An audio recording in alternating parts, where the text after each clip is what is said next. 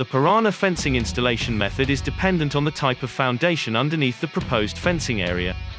This video will focus on fixing into a pre-prepared foundation using our bolt-down posts.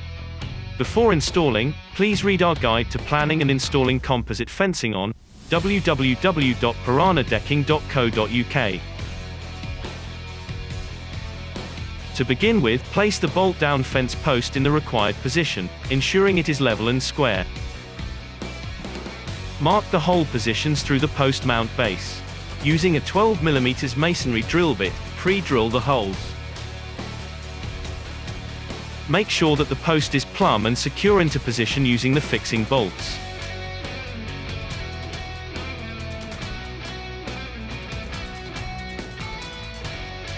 Remove the relevant post slot to configure either a straight or a corner post.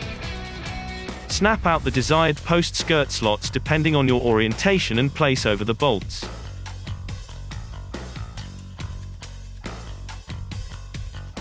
Measure the distance to the next post. This should be from center to center of the posts. Use the bottom trim to check for fitment.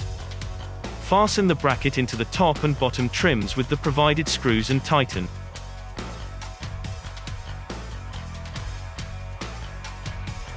Insert the bottom trim into the grooves on the posts. Once the required level has been achieved, secure the trim into the fence posts. Slide the initial fence board down the post grooves and onto the bottom trim.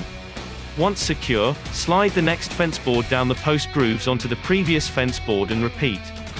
Secure the top trim to the fence post using the screws provided. Finally, insert the post cap onto the post. 12 fence boards are required per panel for a standard 1.8 meters high fence. If you have opted for the trellis option, then this will replace 3 of the fence boards.